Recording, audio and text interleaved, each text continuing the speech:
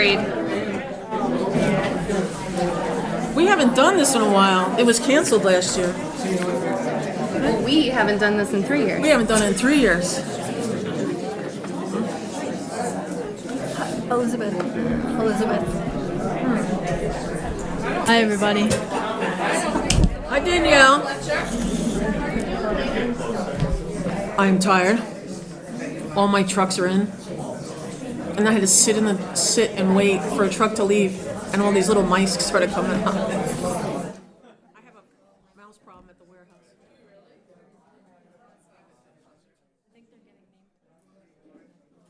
I don't know. I've had it before, but Yeah, they're getting them. And I also, don't know where it's coming from. I've got to find the food source.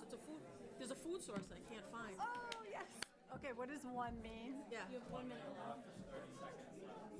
And then And what is your name? Nice to meet you. And then who yells at us if we go over? Oh, who's doing? Yes. Katie's great. Thank you. Thank you. Who's doing? Is Joe Duet here?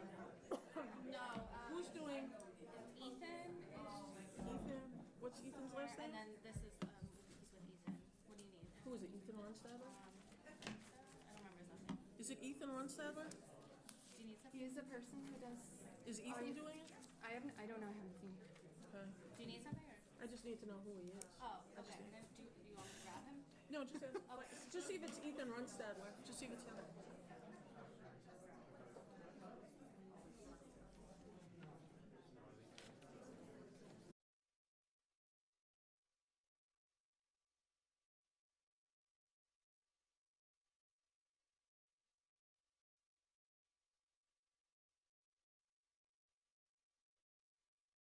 the Swampscott Republican Town Committee, in conjunction with the Daily Item and 01907 magazine.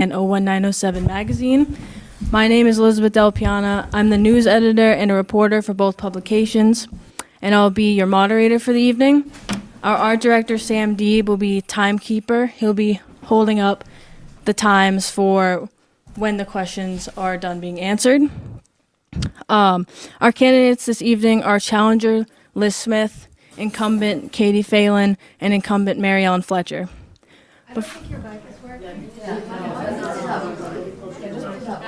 Hello. I don't think it's on. The light's on. I think he's working on it. Okay.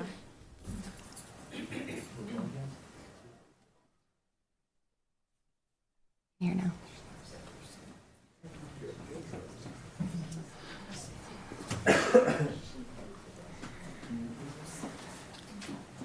Is that better? No.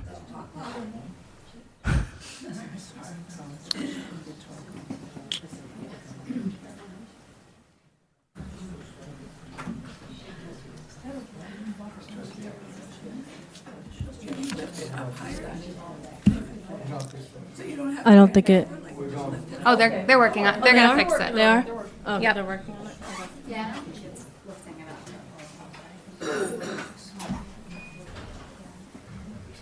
Here, I think you have to wait because of the recording. Hear me. Yeah.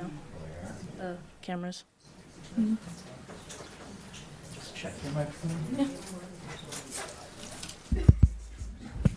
Check, check, check.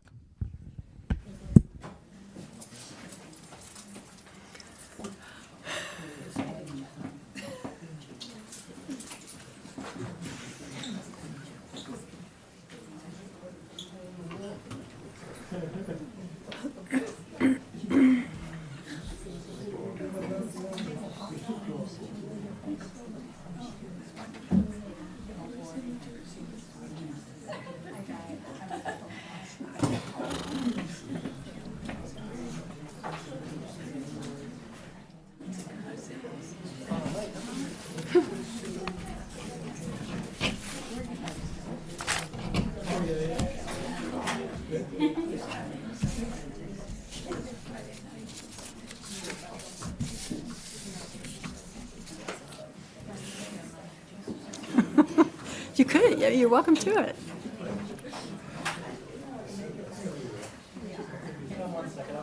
Yep.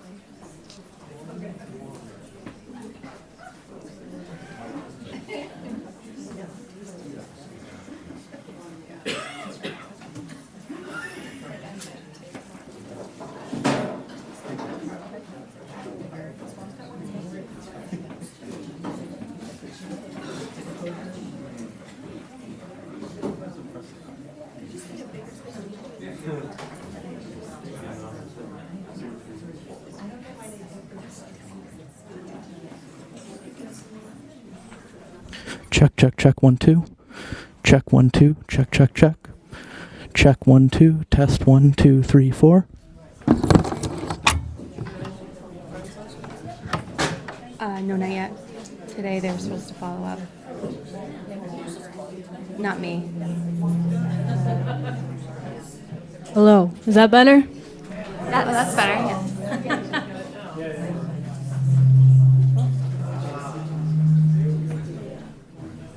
Good? Okay. Really quick, I'll reintroduce our candidates. Challenger Liz Smith, incumbent Katie Phelan, and incumbent Mary Ellen Fletcher.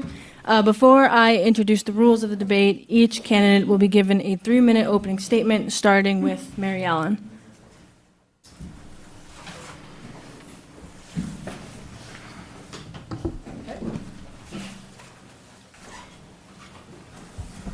Hi, I'm Mary Ellen Fletcher, and before we start, I would just like to say thank you to Ethan Runstadler and to Joe Doulette and this gentleman here for bringing us this production.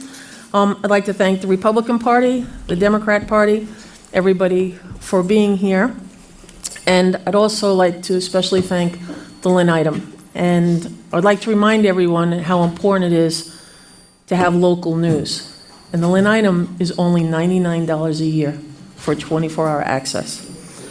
So before I begin, I just want to make sure that everyone knows how much as a single parent, I raised my niece here. I was a Girl Scout leader. I coached middle school field hockey. I am a town meeting member. I am still a proud member of the 1988 Olympic team. And more importantly, I think I'm a really good listener, I'm a great friend, and I'm somebody that knows how to get things done. My number one concern is fiscal responsibility. It always has been, and it probably always will be. And taking care of our beautiful community. I pride myself in reaching out to citizens and coming up with solutions on how to fix problems, not just pointing out problems nonstop. We have challenging times facing us. I know you're all watching the news, seeing what's happening, and these are critical times that you have somebody sitting on the select board that knows this town and knows how to work within our financial constraints. So thank you. I hope you vote for me at our next election. And next up, Katie. Thank you to the Swampscott Democratic and Republican Town Committees in conjunction with the Daily Item and 01907 Magazine for hosting this event, and to everyone who's here tonight and watching from home. I also want to take a moment to thank all of the candidates and their families. Running for office is not easy, and I recognize the time and energy and personal sacrifice it takes to step up and serve this community. I'm grateful for the opportunity to speak directly to you, not just as a candidate, but as your neighbor, as somebody deeply committed to the future of Swampscott. I'd like to share a little bit about myself. Many of you know of Phelan, whether it was going through Swampscott Public Schools with my husband, John, or one of his siblings, Helene, Aaron, or Michael, serving on a board or committee with my father-in-law, or being treated at Lynn Hospital by my mother-in-law. Our Phelan roots in this town are very deep. And while I was securing $3.5 million and sewer revolving funds to repair infrastructure and enhance the shoreline's health, economic growth, and strategic partnership like the Hadley LDA, and supporting the school budget by a fully collaborative process. My focus is advocating for projects that reflect our shared values. My focus has and always will be, and will continue to be, on doing the right thing, not the easy thing. My obligation to you is this: to listen with an open heart, to lead with integrity, and to be honest, even when it's hard. That's how trust is built, and that's how our community moves forward. That's the kind of leadership I believe we deserve. I'm looking forward to continuing this conversation tonight and to showing you, not just telling you, how I plan to keep working for all of us. Thank you. And lastly, Liz. Hi, I'm Liz Smith, and I want to thank the Democratic and Republican Town Committees and the Lynn Daily Item for sponsoring this forum, and all of you for being here. Most of you probably know me from my work on the beaches. We moved here 10 years ago, and living within walking distance of Kings Beach was a dream. It's crushing that we are known for having the dirtiest beach in Massachusetts. It's bad enough that the families who flock here on nice summer days can't swim here. but also because of the harm that reputation does to our town. Think of the lost opportunity, families who won't buy a house here, hotels who might not build here, and vendors who aren't successful because there's just not enough foot traffic to keep them in business. I went to UMass Amherst, taught English in China, and received a master's in management from MIT. I've managed a $760 million business with staff of 95 in 7 countries. I love hard work and making positive change. I've led corporate reorganization efforts and served on a new charter school board. I direct a handbell choir and chair the Water and Sewer Infrastructure Committee here in town. When I and others started working diligently to bring attention to Kings Beach, the select board wasn't even discussing the pollution. Now every person whose door I knock on knows about it. I will bring the same determination and effort to the select board. We have challenges. The fiscal 26 budget proposed by the select board has the largest tax increase in at least 10 years, and it doesn't fully fund the school committee's proposed budget. If we don't close that gap, the schools will lay off 7 to 8 teachers and reduce core programs. The relations between select board chair and school committee have reached a new low. I care about the schools. I'm the only candidate who has been committed to fully funding the school's budget from day one. My daughter was entering 5th grade when we moved here. She was born in Sri Lanka. English is her second language. She didn't live in the US until she was 8 and entered middle school with significant gaps in language and math skills. We chose Swampscott for the schools, for the warm and welcoming staff, the special education and English language learning support, and she thrived. We have enormous gratitude for the teachers, specialists, and administrators who supported her. I have taught in all the schools but the new one as a substitute teacher, as a Title I math tutor, as a classroom aide at Hadley. I know firsthand the challenges teachers face. It's not enough to build a new building. We have to staff it and equip it for success. That is the foundation of a high-performing school district. I have a proven track record in business, on a committee, ringing a handbell, and in a classroom. I'm hardworking, dedicated, thorough, and fair. I love Swampscott and the people of Swampscott and ask for the opportunity to put my energy to work to help us achieve Swampscott's potential. Thank you. Now to introduce the rules of the first part of the debate. Each candidate will be asked the same question, which will be answered in a rotating order, starting with Liz. The first question being, with Swampscott Public Schools facing a critical funding need where further cuts would likely impact staff or core programs, how would you balance that demand with the needs of other town services like public safety, DPW, and senior services? Thank you, Elizabeth. Budget that's proposed for this year, as I said, has the largest tax increase in many years, at least a decade. There are many competing interests for our dollars. There are schools that need to be funded in order for us to maintain our reputation for educational excellence. There are safety programs, police and fire, who need to be funded. And I'm really upset that the promised financial summit that was supposed to happen last summer never took place. After the debacle that happened at annual town meeting last spring, there was a promise made by the select board to have a financial summit over the summer. We knew we were coming to the edge of a cliff. We knew that the dollars that were planned for this year and also for next year were going to be less, and that we had been using interest on the loan for the new school to cover some of our operating expenses, and that was not going to continue. So the first thing I would do, if elected to the select board, is call for a summit, a financial summit, so that we can work out these issues, so we can really look into our receipts and planned revenues and our expenses, and we can determine how we can meet the needs of Swampscott before town meeting, so that we don't have that type of situation this year. Thank you. And Katie? Sure. So as a current sitting select board member, I'll tell you about what we've done so far. So many of the select board members have come forward with multiple, thoughtful, well-established ideas of how to close this gap. My colleague Danielle put forward probably 72 different line items that went Gino and Amy Sorrow went through to determine whether or not those cuts could be made on the town side. That's not looking through the school's line items and saying, these are where we're going to cut the school, because we value that the school did that when they proposed their budget to us in the first place. I think that the reason, I want to touch really quickly on the financial summit. To Liz's point, the financial summit did not happen, and wish it did too, but it hasn't. So what select board members decided to do was to make sure that this process that we went through this year did not end up like it ended up last year on town meeting floor. I stood on town meeting floor and asked everybody to reconsider that vote because I felt like the process hadn't been gone through. I can't do that this year. We have gone through this process painstakingly from what I feel like from the town side to look where we can make this gap smaller.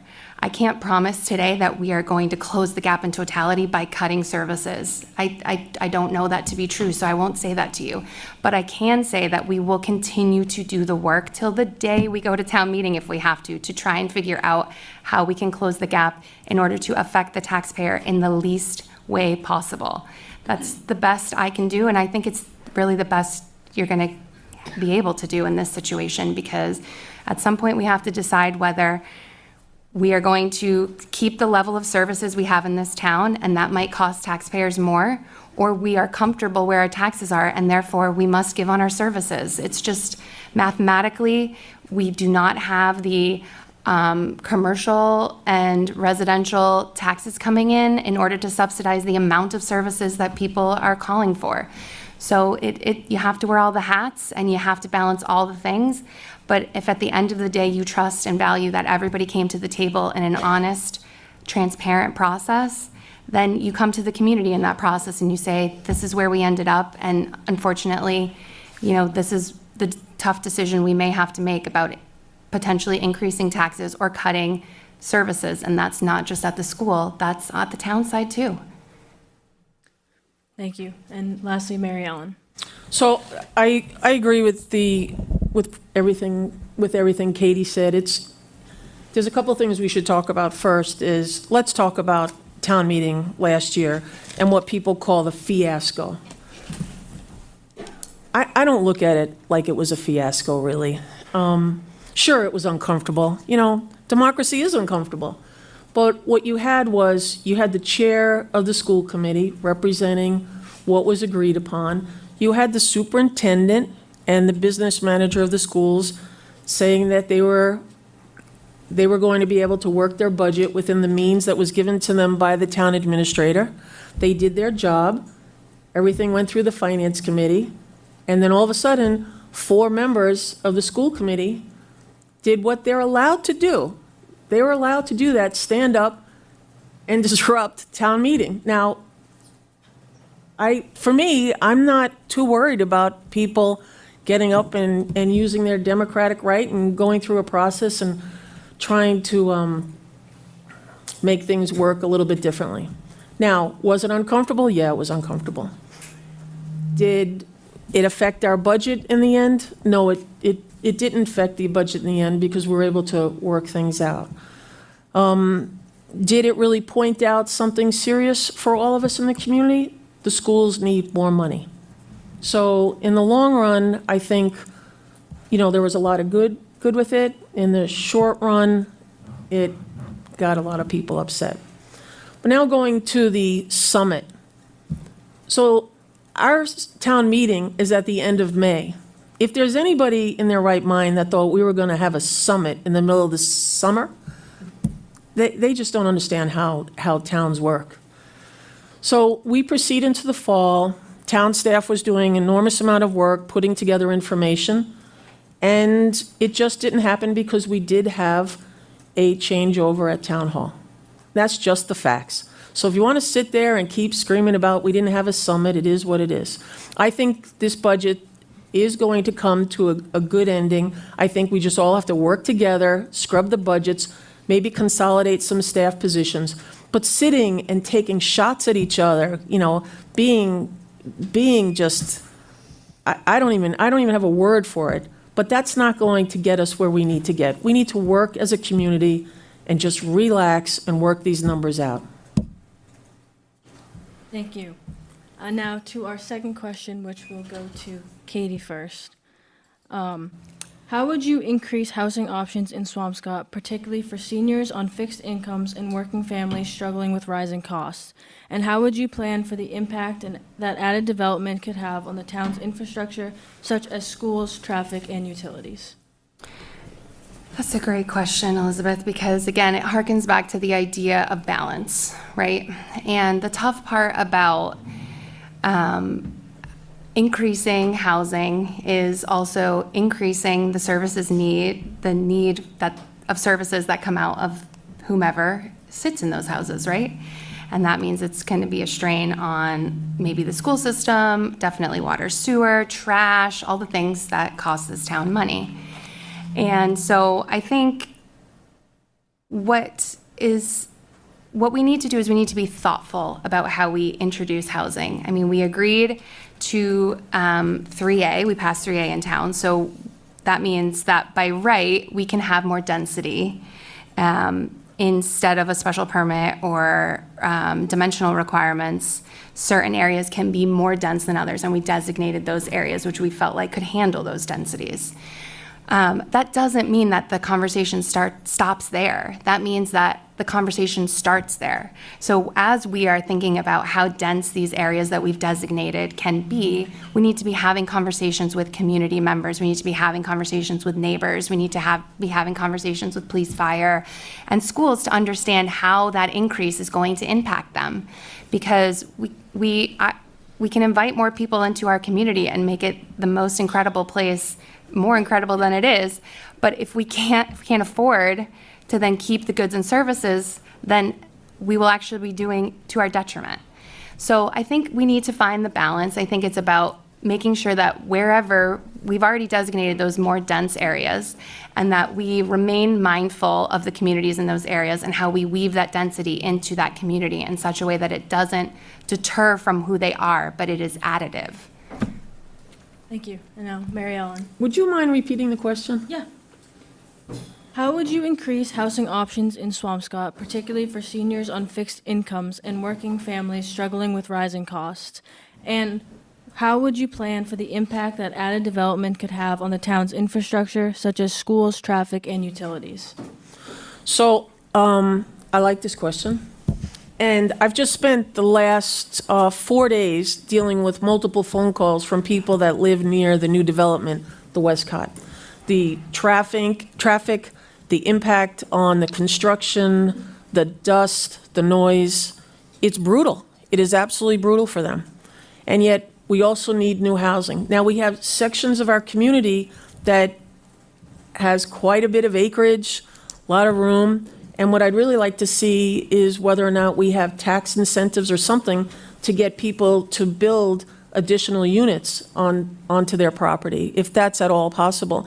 I recently had a conversation with an organization that talks about affordable housing, and there are federal grants involved that we can actually use to make changes in historic homes. So I think things like that, if we can look at different initiatives, I think that would be a big plus. I also think that making sure that we really have a good handle on what's happening with our infrastructure, which we are, that's going to help. The traffic, especially on this side of town, I think it's out of control. I do believe we need to address housing, but I also believe that this side of town is just getting hammered way too much. We have to start looking at precinct 4, 5, and 6 and see what can be done over there. The other thing I want to focus on is our Board of Assessors is very busy looking at tax exemptions and how we could qualify for different tax exemptions.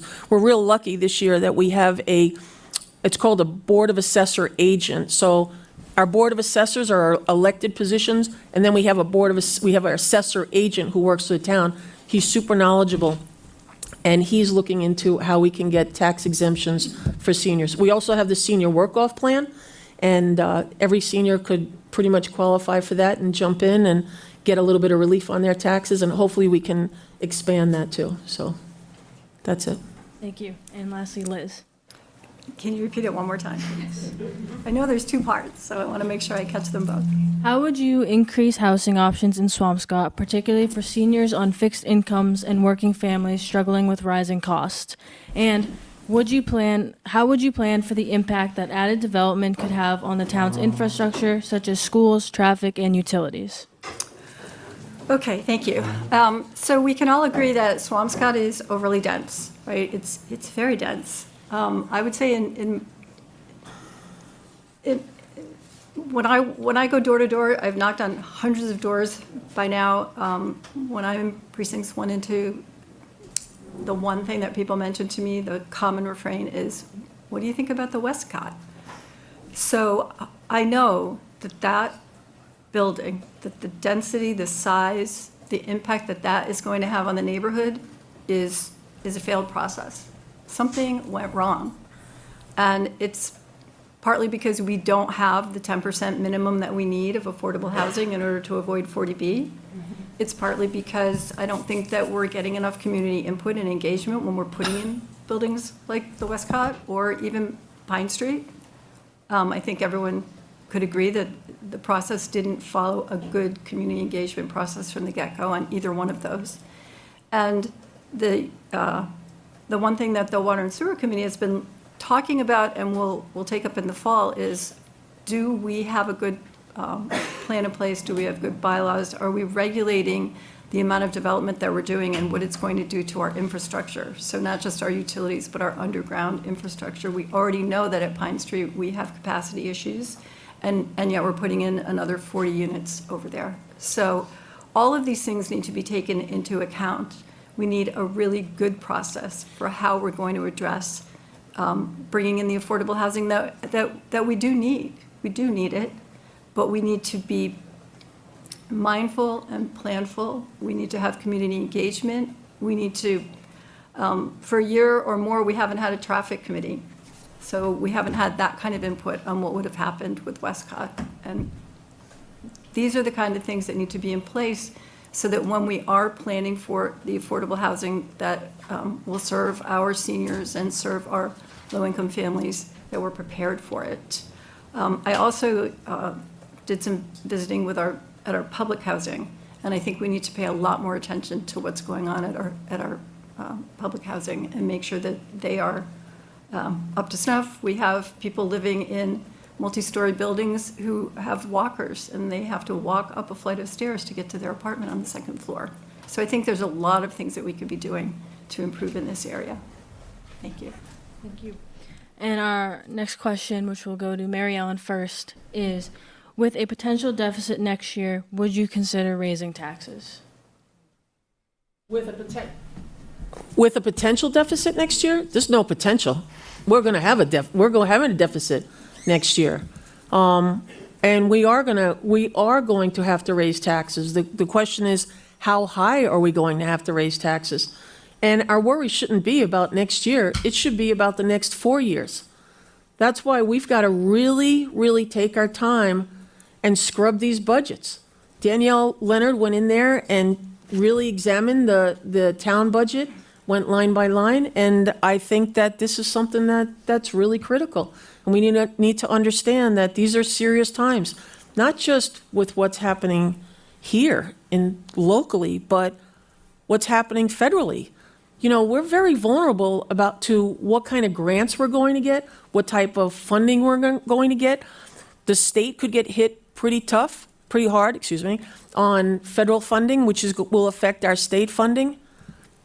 These are very serious times, and the fact that I feel that we need to take a lot of time to really work on these budgets and really scrub them, consolidate different positions if we have to, figure it out, that's what we need to do. But it's just not this year, folks. It's going to be the next couple of years. Thank you. And Liz? So I'm going to go back to, I'm going to go back to the financial summit because we knew this was going to happen and we didn't plan for it, and we should have. And now we've broken down the trust. There's a lack of trust between some members of the select board and the school committee, and that trust has been building, that lack of trust has been building over a number of years. And it's really, I think, coming to a head. And I want to just say that we're way behind on the process, even without the financial summit. The select board is supposed to take a look and vote on the budget that the town administrator presents by March 1st, and then it goes to the FinCom, and it's already been looked at. And the school committee's budget was available to the select board on January 20th. And there was a joint meeting of the school committee, the select board, and the finance committee on January 23rd. And if you go back and watch that, very few questions were asked. Almost all of them were by the finance committee. Almost none of them were by the select board. So I feel like our process is really a mess this year. We're really late. We didn't do the homework up front, and now we're paying the price. We don't have all the detail that we need. We don't have all the information that we need. And if we don't put everyone, and we have the lack of trust. So if we don't put everyone around a table, select board, school committee, finance committee, and town staff, and school superintendent and business manager, how will we ever get to the bottom of it? How will we ever resolve it? Yes, we are going to have to raise taxes, but we're really fortunate that we have nearly $8 million of excess levy capacity because we have squeezed for the last 10 years. And one of the things that really spoke to me over the last few months of the budget process is Pam Angelakis, the superintendent, twice in 2 separate meetings saying, I've had it. I've had enough. We've been squeezed and squeezed and squeezed, and I'm not putting up with it anymore. We're not cutting our budget anymore. If you don't give us the $660,000 that was reduced out of the school committee budget to go into the town budget, then we'll lose 7 to 8 teachers. It will cut core programs. I don't think that a town like Swampscott that wants to pride itself on educational excellence should be looking at doing that. Thank you. And finally, Katie. Okay, so we've established we failed to have a financial summit. But what we did do this year that we haven't done in the last 3 years that I have been part of this board is that we did all sit at a table together. We had a joint meeting, which the school committee presented their budget and allowed FinCom and Select Board to ask questions.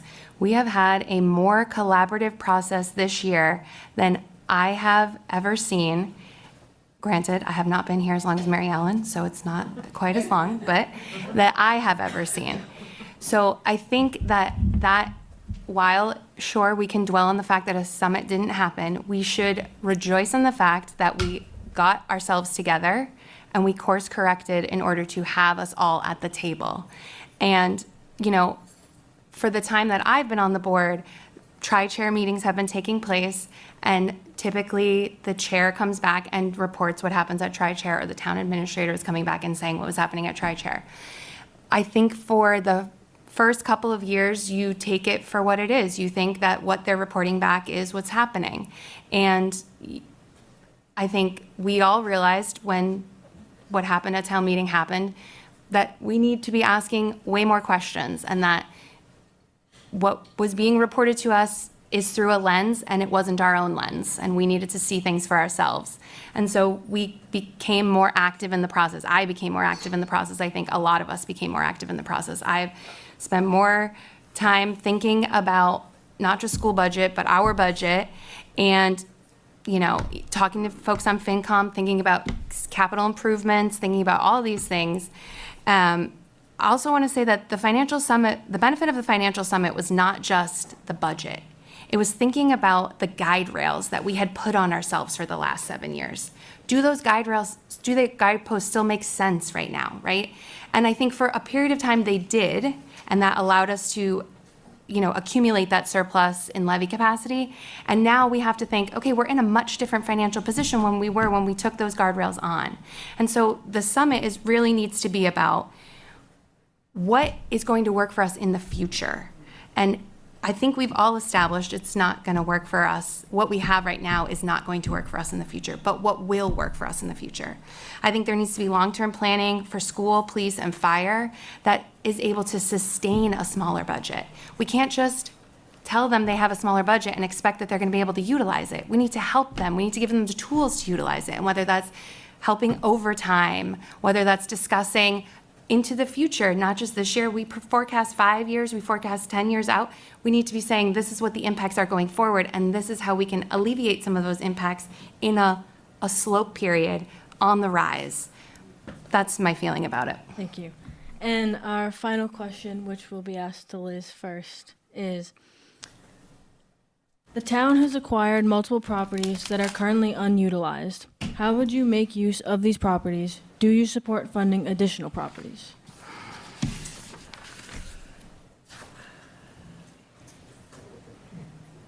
So some of those properties are the Hawthorne parcel, the Archer Street property. And I support using Hawthorne for the purpose that it was acquired for. It was acquired 3 years ago, and it was stated that it would be open space. We've been spending over $300,000 a year to hold on to that property and not do anything with it, and I think it's time to get moving. We lost a whole year, the whole last year, without any sort of process or committee or anything looking at it, because we were supposedly looking at potentially purchasing the St. John's Church parking lot. I don't know how we can consider purchasing additional land when we're still paying for the land that we purchased that we did nothing with, and when we're in such a tough budget situation. So while that might be a nice dream, I don't think it's realistic. I have a vision that uses the Hawthorne property and overlooks a beautiful, pristine beach that's cleaned up, that is swimmable, that brings people to town and keeps people to town, and provides foot traffic for the businesses on Humphrey Street, and is a corollary to what I hope will be a Hadley Hotel, although I'm concerned because for the second time, the due diligence on that project has been delayed, and I don't know what that means because the select board isn't really talking about it. So my vision for Swampscott is a really lovely town that people come to, that they can swim at the beaches, that they shop at shops, they eat at restaurants, and then eventually we have a pedestrian corridor that's lovely and goes out to the train station, and it really expands our view of what the town could be like. Thank you. And next, Katie. So I'll take the easier part of that question first, which is if I support acquiring more property. And the easy answer is to say, absolutely not. We just spent the last 4 questions talking about how terrible the budget is and how we have absolutely no funds and we can't support our schools. So how could you support another piece of property? That's the easiest part of the question. The hard part is some of these are once in a lifetime opportunities that we may never see again. And so you have to consider that when you wear this hat. Like, will 3 years from now, 5 years from now, 10 years from now, will we ever have the opportunity to have that property even be considered to be part of the town's projects going forward? And timing's everything. So for me, I think the easy part would be to say, no, absolutely, how could you? But the real analysis is, I can't answer that question, because while I would love to say no, if it's a once-in-a-lifetime opportunity and there's a way we can utilize it or fund it through grant funding, or there's a state program that we can use to fund it, or we're going to use it for open space and we can designate it a certain way and help, then yeah, there absolutely would be a possibility where I would support that. But I have to understand the impact to the taxpayer first before I make that decision. The second part of the question is, I think, really about Hawthorne, or what the underutilized properties that we have, which is mostly probably talking about the Hawthorne property. 2 things. One, I don't have a vision for that property because I'm one community member of 15,000 community members here. My vision when I'm on the board, sure, I have it. I maybe talk to my husband about it or my friends, but it doesn't matter. That's not what I'm here to promote. I'm here to promote your visions, the majority's visions. And that's why we decided to go forward. We did not spend a year thinking about buying the St. John's property and leaving the Hawthorne without consideration. We spent a year with a consultant working on a process for the Hawthorne property. That process came forward with a couple of ideas. The idea that was brought forward did not feel like it was welcomed by the community. So we course corrected. And that's what you want a good leader to do. You want you to read the room, right? The room wasn't enjoying it. So we course correct. And in order to do that, we created a committee. We sat a committee, and it'll hopefully function similar to the Hadley process, where they'll think about all of the ideas that come forward for this community, and then they'll make a decision based on that, and they'll bring 3 of those ideas forward to the select board, and the select board will be able to make a decision from that point. But the point is, it's a collaborative process with the community members. And, you know, my vision is that we come together and a majority of us decide what happened to that property, and we don't leave it just the way it is unless that's what you want. And then I'll make sure that's what happens too. Thank you. And lastly, Mary Ellen. Okay, so I'm going to answer that similarly to how Katie answered it. And, but I'm a little bit more positive about buying another piece of property. I want to buy that parking lot, and I want to figure out how we can pay for it. And we do have an option. Whoops, you want me to start again? So, well, you all heard. So I do believe that we can buy that property. I'm not 100%, but I'm pretty close. I think we can buy that property. We have a fund in town. We have a little bit over, I think, $350,000 sitting in a fund that we can only use it on property, purchasing property. So I spoke with the town treasurer, Patrick Luddy, to ask about what would it take to be able to purchase this and what would be the capital operating expenses as far as our debt long-term. We could look at purchasing that land and banning it for 2027, 2028, and it would not hit our capital expenses until 2029, which means we could literally purchase the property and start to develop the property within 2 years before it even hits our capital. We also have to look and see what is coming off of our capital and what has to go onto our capital. So there's just a lot of moving parts in there. I'm not in a position where I want to be a naysayer and negative about everything and complain about everything.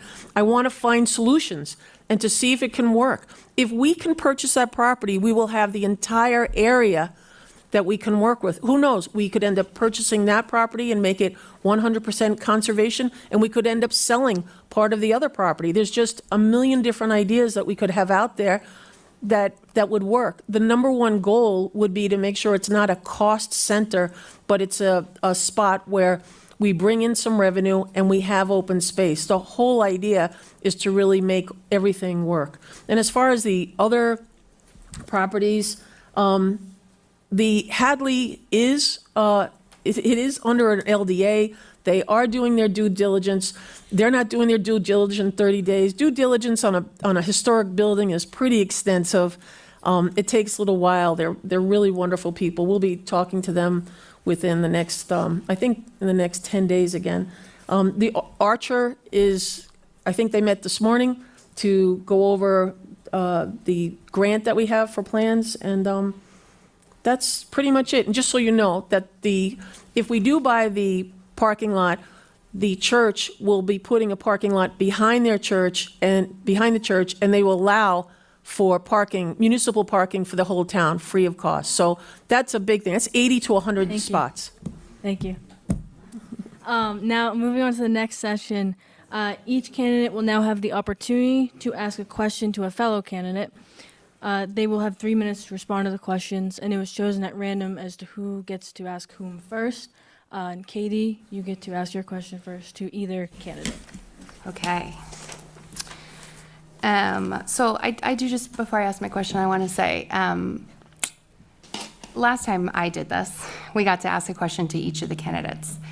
And I felt like, number one, that gives you guys a little bit more information because both of the candidates get to answer a question. And number two, it's a little bit more fair. And I know that that's not how it's happening tonight, but I just want to say that because I thought of all the wonderful things that you guys brought forward for the forum, I thought that going forward, we should be thoughtful of engagement for the community's benefit and not for discord. So my question is for Mary Ellen. So I think you, in your opening remarks, called yourself a fiscally conservative person, and then you listed a bunch of backgrounds, including the Mass Association for Town Finance Committee, the Swampscott FinCom, capital improvements. So I guess it's safe to say your primary motivation is a fiscally conservative standpoint. How do you balance that with the broader needs and priorities of Swampscott? Did I say conservative I don't know, did you? earlier? Oh, sorry, I inserted that. Okay. All right, well, That's okay. I'm not going to put you on Facebook tonight on that one. I wouldn't. So I wouldn't classify myself as conservative, Katie. I would say I'm responsible. I'm financially responsible. Maybe a little conservative at times, but more responsible, more responsible. You have to remember, my background is finances. I'm the oldest of four. I own my own business. I'm a single parent, and I'm always worried about dollars, and that's who I am. I would say that I'm more focused on having to meet the needs of the entire community with the limited amount of resources we have. So how do we make it work? How do we give relief to people that really need relief? How do we keep people in a position where they're able to still live here? I mean, when I'm knocking on doors, I'm hearing seniors constantly saying, I'm going to have to move. I can't live. There was a woman down the block from me who ended up moving a few years ago. She was a really wonderful lady, but at the time, she couldn't have any type of cable or TV. She ended up shutting off her telephone. These are really serious times. The issue is we have pretty big extremes in our community of what people have financially. So that's a big issue. As far as the rest of the question, I mean, there are plenty of times where I have voted to support something where, I'm always getting yelled at. So I voted to support the mobile TV unit we have for the recreation department. Do I think $100,000 spend on a mobile TV is really financially responsible? Well, I'm going to leave that question out. But I think that it's priceless when it comes to community involvement and community engagement, and people can come out, all different ages come out and enjoy it. When we were putting out, the Capitol Committee voted several years ago to put in these nice little lights down Humphrey Street. I was completely against that because we have kids sitting in our middle school having to wear raincoats with bad windows. So things like that, I've been completely against. I support spending when it makes sense. And I ask the question, does this really make sense? Is this sustainable? Do we really need multiple positions, both in the school and the town? Can we consolidate? Can we do things? There's just a lot of questions we have to just keep asking. So I would say financially responsible, not super conservative. Thank you. And now, Liz. So Katie, as you know, I've attended almost every select board meeting in the past couple of years, maybe 3 years. And I've heard you talk about a lot of things that are important to you. I appreciate your focus on some of the community initiatives, like affordable family events and creating a community center. They are good ideas. Is there one project in particular that will be your focus if you are elected? Well, there's an amazing project happening right now with DEI in town. We hired a wonderful consultant to help us determine what we really think about ourselves as a community. And that's a really deep, tough question. And not everybody has the same answer, for sure. But it's not the answer that's important, it's the process. Because within the process, we're going to hear a lot of information that the schools, select board, and other town committees and boards should be utilizing to determine how they develop the future of Swampscott. If our community is saying, we really value our connection to the coast, and we value the fishing community that we have, and the fish house, and that relationship, and we value the pier, and we don't want to see it go down. Well, that tells Harbor and Water how to gear where they're going towards for the future of the pier. for other projects like for school. The school has wonderfully utilized DE&I in its teachings for a while, and the town is catching up. But what I'd like to see is a collaboration between the schools and towns going forward based on what you guys already know and what we are going to learn through this process in order to make sure that we are putting forward the best version of ourselves. I already said, I'm not from Swampscott. My husband was born and raised here, and the most wonderful conversations I have are with him talking about things, the version of Swampscott I see and the version of Swampscott he sees, and it's not the same. And a lot of it has to do with the fact where, I'll bring something up and he'll be like, well, 15 years ago, so-and-so did something about this and that, and this is the background about how we got here. We can't go into the future without our history. But so many of us are like me, and they don't know the history. They walk into a room and they want to volunteer for a board, and they step on a landmine because they said something that they didn't know happened 15 years ago. And so I'm trying to figure out how to diffuse that a little bit so that the folks who have been here and love Swampscott and want to see Swampscott be what it has been for their kids and for them, it's not discouraging for people like me to come in the room and say what I want to say too, and be open to it and honest about it. And I'm hopeful that the DEI project will be a stepping stone in that direction.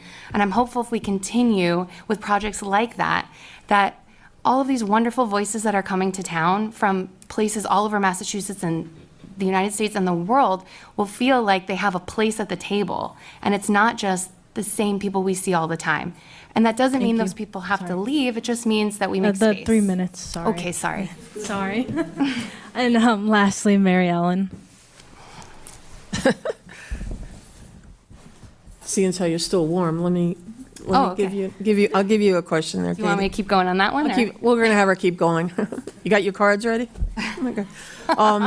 So, Katie Phelan, the select board has been criticized in the past for voting unanimously with claims that a 5-0 vote or a 4-1 vote reflects groupthink or lack of independent thought.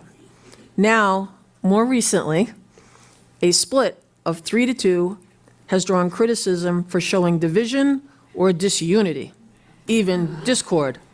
How do you view the role of consensus and disagreement on the board, and what do you believe is more important, unity or independent decision-making? Thank you, Mary Ellen. You're welcome, Katie. Thoughtful question. Okay, so, yeah, so first, I think it's important to understand that there shouldn't be an immediate correlation between disagreement and dysfunction, right? I hope I've shown a lot of you guys that there is a positive way to have disagreement on the board, right? And that we can remain respectful and engaged with one another.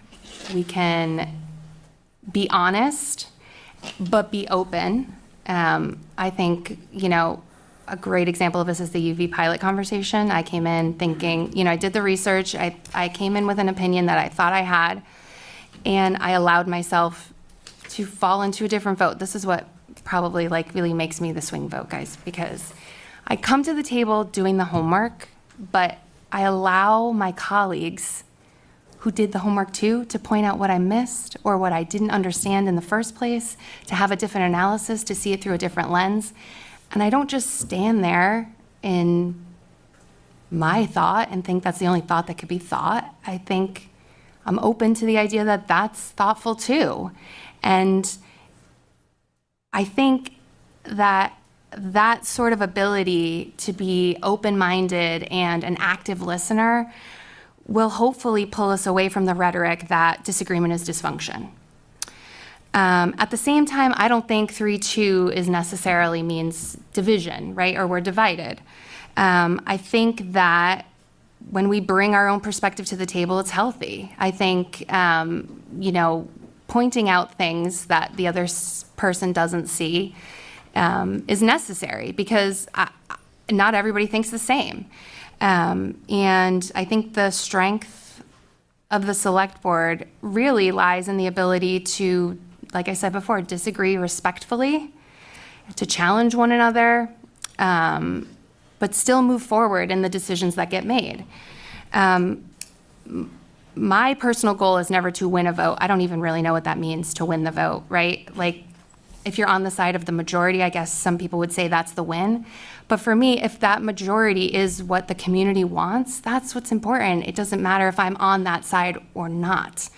If I ultimately believe in the dissenting side for some reason, you know, it doesn't mean that I'm not going to be supportive of what the majority wants and to work my tail off to make sure that that happens, because that's the decision that was made. I think ultimately we can agree without being disagreeable, and that's good leadership in the end, to be able to, you know, have the conversation and take that hat off and have the decision. And you're giving me the thumbs up, so I'm going to be quiet now. Thank you. Lastly, closing statements, starting with Mary Ellen, 3-minute closing statement. Is that 3 minutes? Yes. The closing, okay. Okay, so in closing, what I want to say is that last week I spoke at the Essex Heritage Spring Annual Meeting as a representative of the Select Board. We had Angela Ippolito leading that organization, so it was a lot of fun.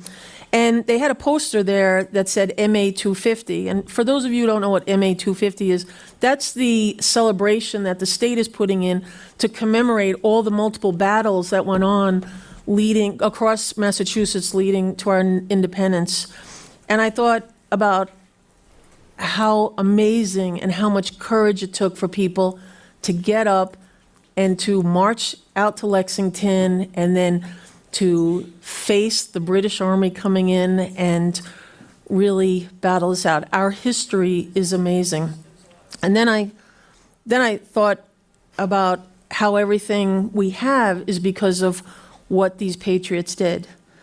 Now, there's no comparison about the courage it took to fight the British Army, but there is a little truth in the fact that you do need courage to sit at this board.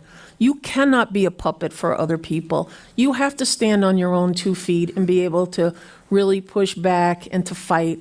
And you need to be able to have a tough skin to handle all the cowardly attacks that you're going to take. I had a predecessor on this board who served for 9 years doing a very, I think he was 9 years, could be more. He worked very hard and he took a lot of hits. And he deserves a lot of credit for the things that he did. And that's something that is always in the back of my mind. But what's important is to know that you need to have courage to do this, and you need to be able to move on. I can take that hit. I'm very respectful, and I have a lot of knowledge on how this town functions.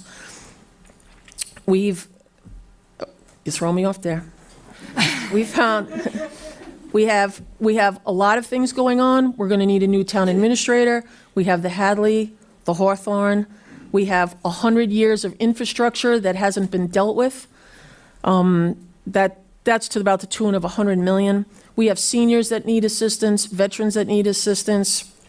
We have a middle school that needs to be addressed. We're a coastal community that we've got to be prepared for how we're going to deal with what's happening in the environment.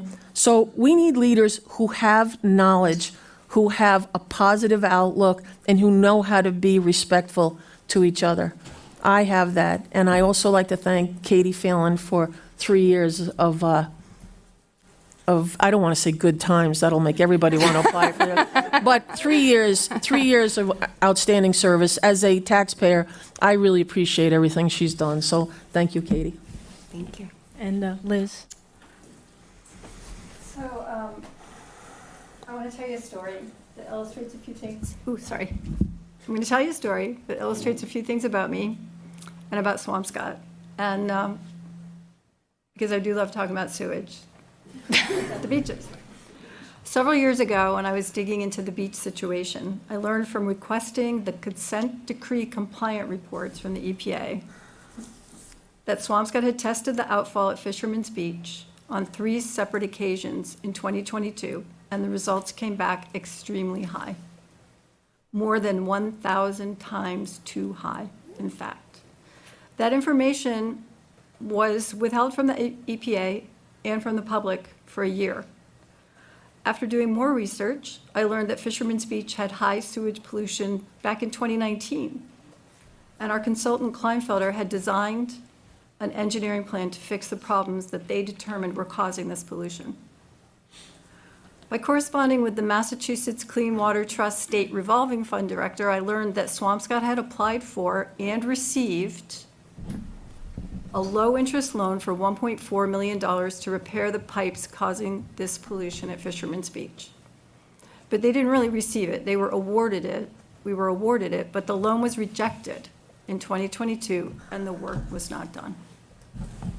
The daily testing that the Water and Sewer Committee conducted at Fisherman's Beach last summer showed that the Marshall Street outfall, which had shown such high results back in 2022 and 2019, was still badly polluted every single day. The good news is that as a result of that research, as a result of the dogged pursuit of facts, as a result of insisting the Select Board pay attention, the work to fix the pipes leading to Fisherman's Beach has been taking place this year and is nearly complete.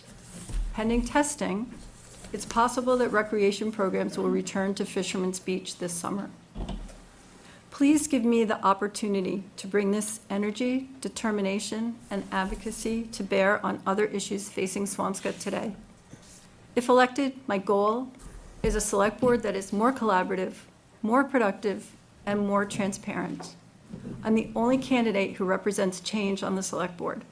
A vote for me is a vote for collaboration, progress, and a bright future for Swampscott. On Tuesday, April 29th, or earlier, I ask for your vote. This election is about more than policies and budgets. It's about the kind of town that we want and how we build it together.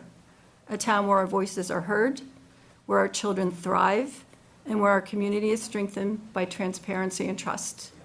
Swampscott's best days are ahead, and with your support, we will make that vision a reality. Thank you. And Katie. Okay, since I went over twice, I'll try to keep these short. I just want to touch really briefly on something Liz said in her closing remarks, which was about the work that we've been doing for the water sewer infrastructure projects. And in the last Water Sewer Infrastructure Advisory Committee, Gino mentioned that the problem area uncovered behind 410 Humphrey Street, which was previously testing off the charts at 24,196, is now testing at 60. So the work is being done, and that work is creating change.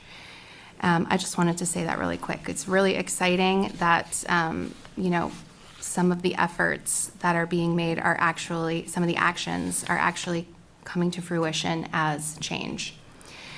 So thank you again to the Swampscott Democratic and Republican Town Committees, to the Daily Item, and to 01907 Magazine for hosting tonight's forum, and congratulations to Mary Ellen and Liz for stepping up and engaging in this important community process. Our community is better when more voices are at the table. As we look ahead, I believe the next few years are pivotal for Swampscott. We have big decisions to make. We have decisions about housing, about climate resiliency, about how we support our schools, how we keep our small businesses, and those decisions will shape the character of our town for the next generation and generations to come. We're also at a crossroads. I spoke earlier when it comes to the balance between the level of services we expect and the taxes we're willing to pay. And we need to decide as a community what prevails. I'm running for re-election because I want to continue to do the work, not just talk about it. I want to keep learning and listening and leading with a clear sense of purpose and a deep respect for this community. I want to keep pushing for progress without losing sight of what makes Swampscott so special. And I promise I did not get choked up in my opening statements just so I could say this, but when I get emotional, when I talk about this town, it is not because I am weak. It's because I care very, very deeply. And because I know what is at stake here, and because the work matters. My commitment comes from my heart and from a belief that leadership should be rooted in service and not in ego. If re-elected, I will stay focused on building a future that reflects our values, one grounded in truth and transparency and collaboration. I will continue to rise above the noise and serve with the same honesty and integrity that I've brought forward to this role from day one. Thank you for being here, thank you for caring, and thank you for the opportunity to keep working for you and with you. Thank you. Very good.